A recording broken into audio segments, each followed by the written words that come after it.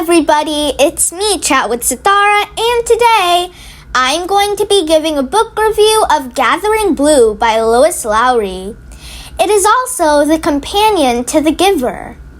It is a story about a disabled girl who struggles to find her identity in a dystopian society. The main character is a girl called Kira. She was born with a twisted leg, and her father was killed by beasts before she was born. Her mother died from a mysterious illness, and her house was burned down, so her sickness wouldn't spread. She is helpless because she is nothing. Kira doesn't cry. She sheds tears for a moment, then gets up and fights again to survive.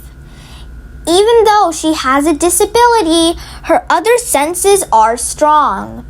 She was very talented and courageous. She was great at weaving, even more talented than her mother. In the village, there was a woman called Vandera.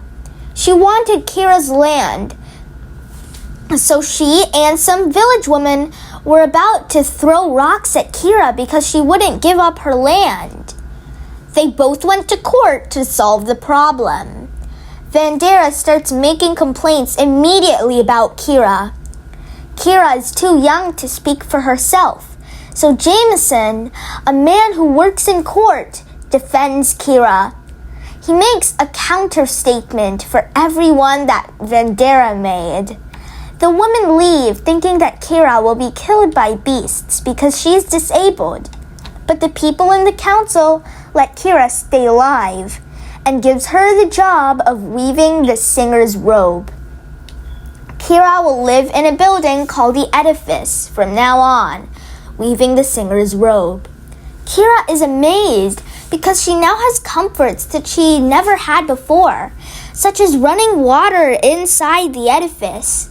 She meets Thomas, who is in charge of carving the singer's staff.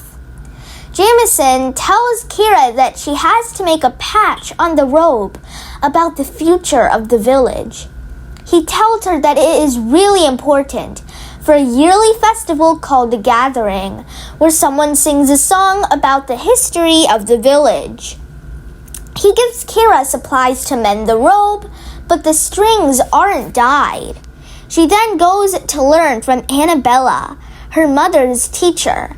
Kira learns how to dye from Annabella, and at the end of the day, Kira receives colored strings.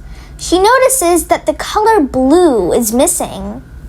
Annabella tells her that people yonder have the plant that can produce blue.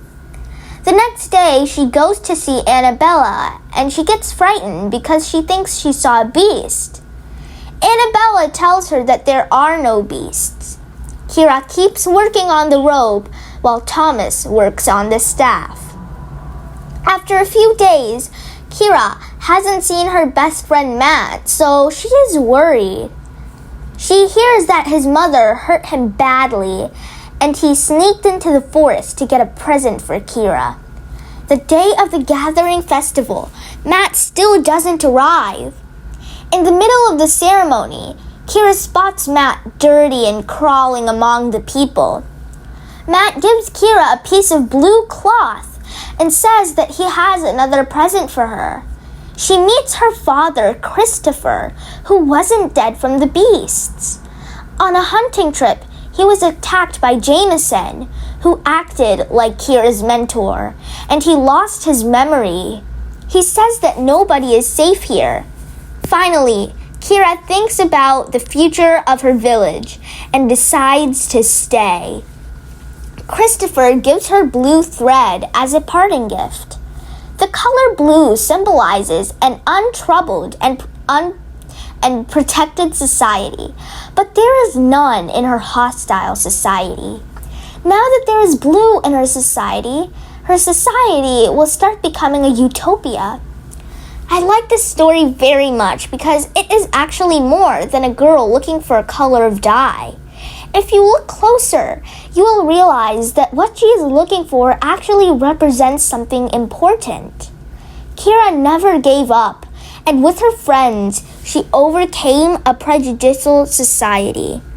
Thank you so much for watching. Bye!